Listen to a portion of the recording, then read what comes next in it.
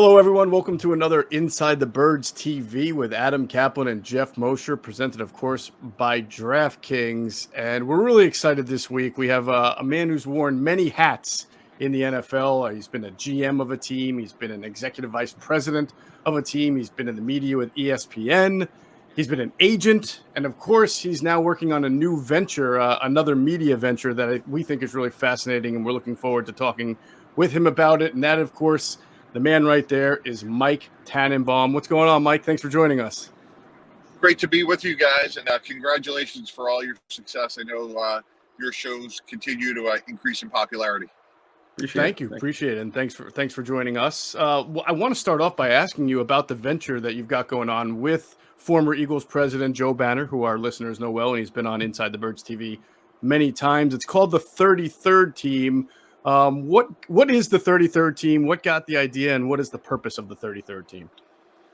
Sure. So I've had the great fortune of working with the UMass Sports Management Program for over a decade, and when I was fortunate enough to get hired by ESPN, I hired a couple of students to help me with some research, and it went so well that UMass wanted to increase the program and have students get credits to do research, and I quickly turned to Joe Banner, a friend and candidly a mentor of mine, and said, Joe, I think there's something here because GMs and coaches between opportunities want to stay current.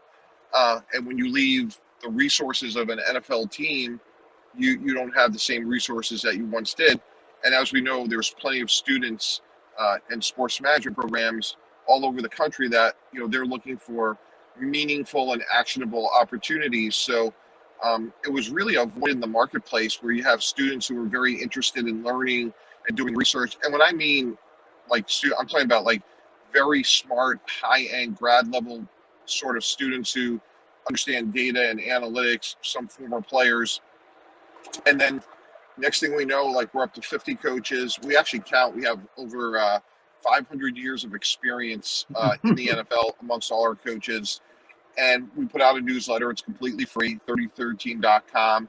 And it's been great for the students, and it's been really meaningful for the coaches because they get to stay current. And a lot of them are givers and like to mentor. And proudly, because of this program, guys, we've placed a total of 8 men and women in the NFL with jobs. Mike, one of the things that just blows me away, you could feel free to say who these people are. I know some of these things are confidential, but just sitting in all these calls, I cannot believe the former head coaches, and you're talking about giving, the information exchange and the ideas. It's sort of like a think tank. Did you have any idea?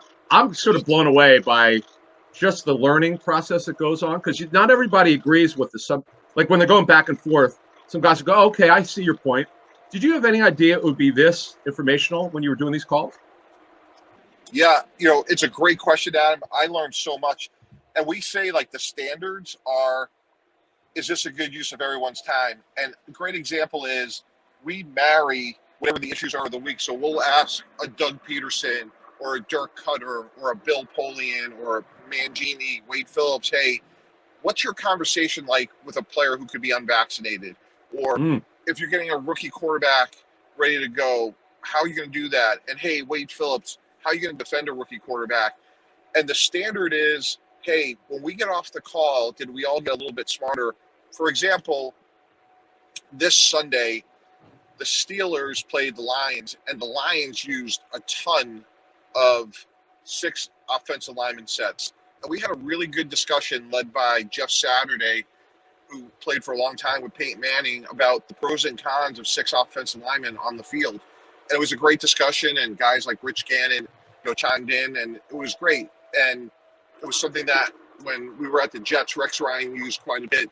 And I always learned a lot about football from the other side of the ball of what the head coach was on, meaning I wanted to learn offensive football from Rex in terms of hey, what gave you trouble as a defensive coordinator?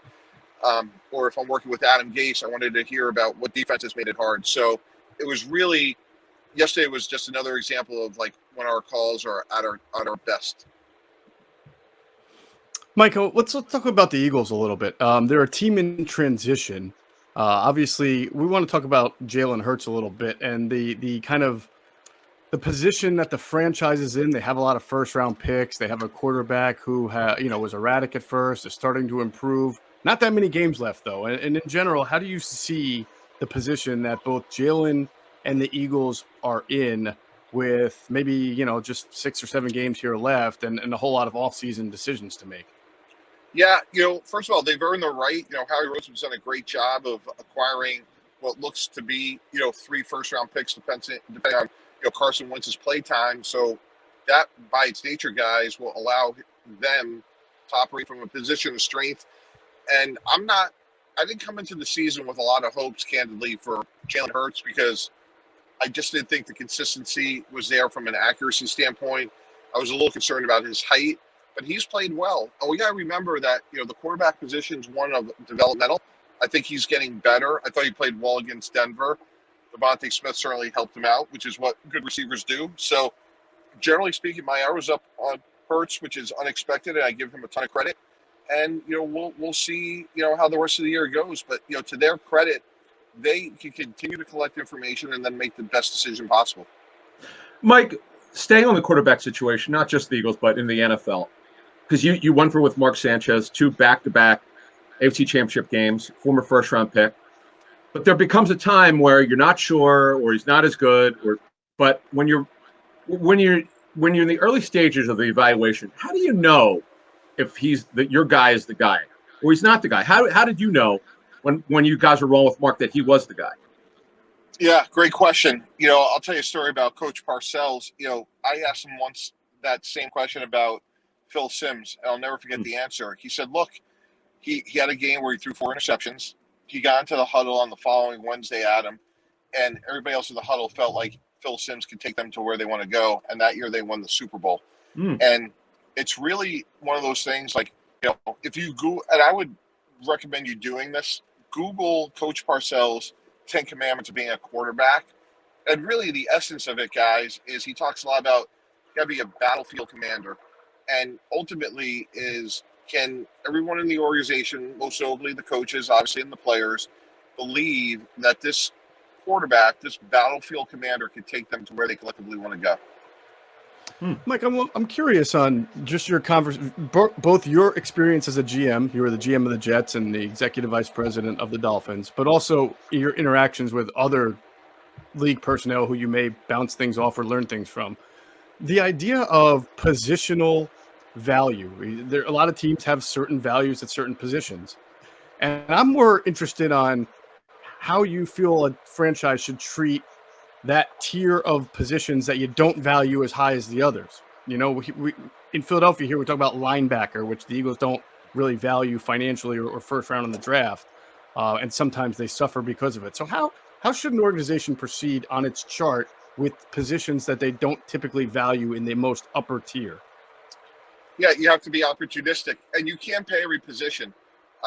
It's just impossible to have top-end players at every position. And I always define the job as being a point guard that, hey, if we're going to go extend and sign, Fletcher Cox to an extension or keep Brandon Graham, that's great. But guess what? Like, other players are going to have to graduate. That's just the reality of the salary cap system. So if it's linebacker, let's say, we know that our starting linebacker is going to be in the 3rd round of the draft or the 2nd round, whatever it may be. So my point is, like, you have to have organizational alignment. And then the verb I would use, guys, is I would scour and keep bringing in players. So if you're not happy with Singleton, for example, you're bringing in, 3 other guys to compete with or hopefully beat out. You're looking at maybe player-for-player trades, things like that. But, the Eagles are not alone. Clearly, they haven't prioritized linebacker, but every team, you just simply can't pay every position. Mike, when you're doing contracts, I had I love listening to you guys talk about the contracts and when to extend, when not to extend, because you were talking about the 33rd team in your call this week. Is it because Joe Banner's talked about this? He sometimes thought it was a misnomer. They did extend some players, not a lot, in their 30s. Is there a time where you go, you know what, we need to walk away from this guy, whether it's injury history, is it age? Is there a certain formula you looked at and say, okay, we need to start looking at this and not extend this guy's contract?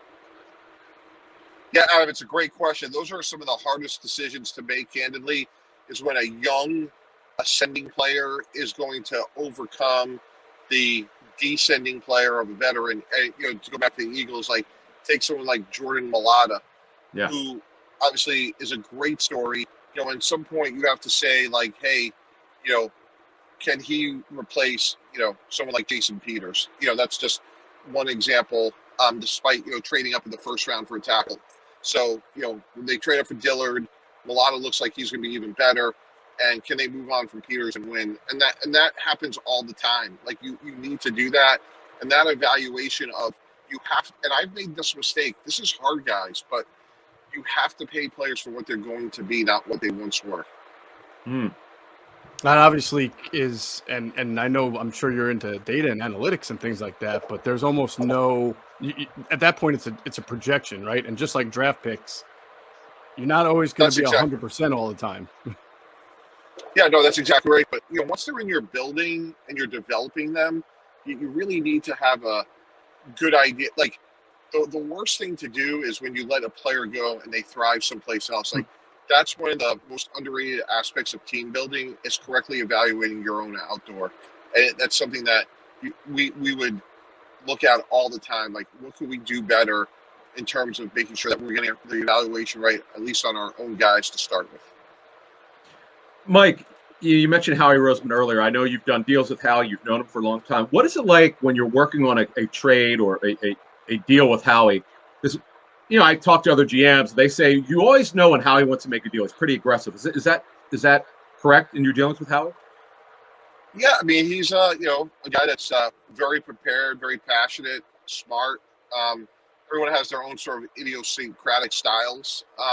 But, he was, like anybody that has these jobs, like they're not going to be pushovers, like that's not how they got to the seat they are, so he was, well prepared, thoughtful, and, obviously has done a good job for a long time.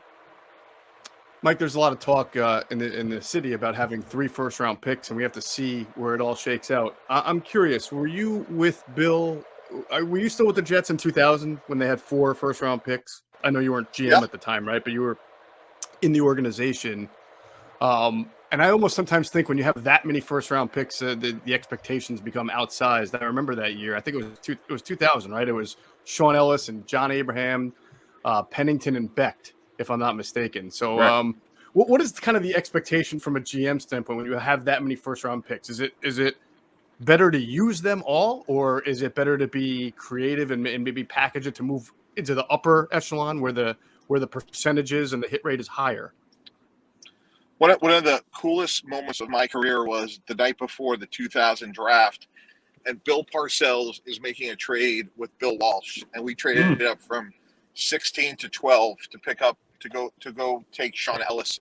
And I was in the room, and I knew, sitting there, like this is like, literally watching history, like, two absolute, icons. And we just felt like we were in a situation we were transitioning to Al Groh being our head coach. And we just felt like we wanted to get as many good young players for our system as possible. So in that situation, we didn't feel like we were one player away. And, that's why we did what we did, and it worked out well. And the PS to that story was we actually also hit on our 3rd round pick, which was Lavernius Coles. How about that? No doubt. So Michael, in that context, real quick, I mean, do you I guess what you're saying is it's case by case. If you feel like you're just a player away, then maybe it makes more sense to package the picks. But if you feel like you need a lot of players, then to use the picks. Is there any data or analytics that have talked about when you have multiple picks like that, what is the best way to hit on that, or the best process of it? Yeah, I think, the research, obviously, if you're picking the top half of the first round, you're expecting them to come in and contribute in a meaningful way right away. And if you're the Eagles, like you could probably come out of this, with at least 2 defensive starters. And, look, guys like Brandon Graham, Fletcher Cox, they're not getting younger.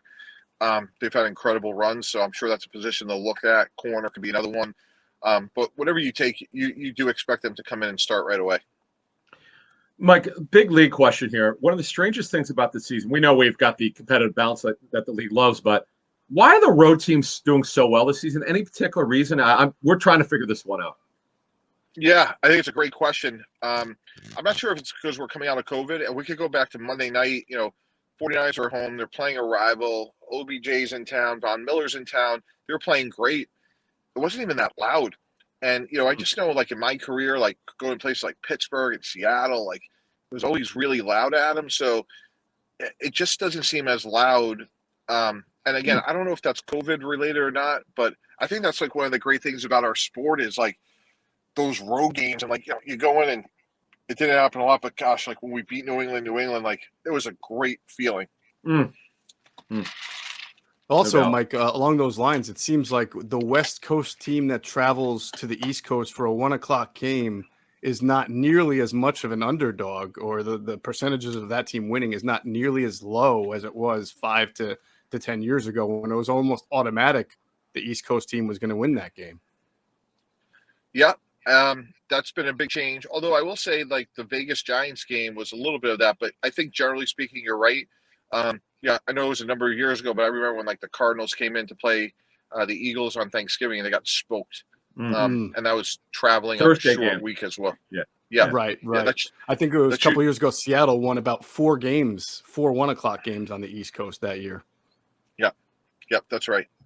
Do you think sports science? I know teams are traveling. For example, the Eagles just traveled out to Denver way later than normal, got there Saturday night to avoid the whole climate and altitude change thing, to try not to make it so much of an adjustment. Do you think that influence has kind of helped these trajectories change? I do. And what's interesting is it's very subjective, because some people will say, hey, like, get there as late as possible. And other people, like, for example, like when you go to England, some people want to get there as soon as possible and acclimate for the week. And then others say, get there Friday, stay on your body clock, play the game, and then leave. Mike, one more league question. The taunting, I understand the competition committee, particularly the coaches, wanted a crackdown on it. But it just seems to me, as just an observer, as a fan watching football, it's been out of control. I think some of it's been overfished, quite frankly. Where do you stand on the taunting penalties this season? I like the rule, generally speaking. Roger Goodell always talks about, like, leadership, and that, the NFL is leaders for college football, high school football, youth football. I thought the Cassius Marsh penalty was wrong. So, like, to me, it's the principle is good, and maybe it's gone a little bit too far. All right, download the DraftKings Sportsbook app now. Use promo code ITB to bet $1 on any NFL team to score, and you can win $100 in free bets. If that team scores, you score with promo code ITB this week at DraftKings Sportsbook, an official sports betting partner of the NFL. Mike, I think in the NFC, every single team except for the Detroit Lions can theoretically make the playoffs right now as we speak. So is the NFL doing its job, or is it being a little bit watered down here, or both? I mean, do you like the new playoff format? I do, because I think it just gives everybody hope, and that's what we want. And, hey, is it Seattle? Is it Philadelphia? Is it San Francisco? It makes a late season run, and I think that's really good for the sport. Good stuff, Mike. One more thing. So 33rd team, right? Give us an idea of what kind of content they could find on the website on a weekly basis. Again, Adam, I appreciate you asking. We really do try to marry, the stories. So Joe Banner has a story up today about team building. We try to take people behind the curtains and give them, like, very unique content. And we're never going to be in the news breaking business. We really want to be more of, like, not what's happening, but why it's happening. Right. Oh, Paul Domowitch did an awesome, you talk about team building, the common factors in what was that? Was it leadership in terms of building a head coach or a team? What was that? It was a great article. Yeah. Basically constructing, like, the perfect head coach. Yeah, there you go. Awesome article by Domo. Excellent. Mike, we really appreciate the time. Great stuff. We appreciate, and hopefully we'll have you back on down the road, and be safe out there. Thanks for joining us. Yeah, thanks so much, guys. Really appreciate it. And congratulations with all your success. Thank you. Make sure you're checking out our friends at Sky Motor Cars. You can go to skymotorcars.com or go out there to Westchester, PA, and tell them Adam and Geoff sent you. For Mike Tannenbaum and Adam Caplan, I'm Geoff Mosher. You've been watching Inside the Birds TV. We'll catch you on the next one.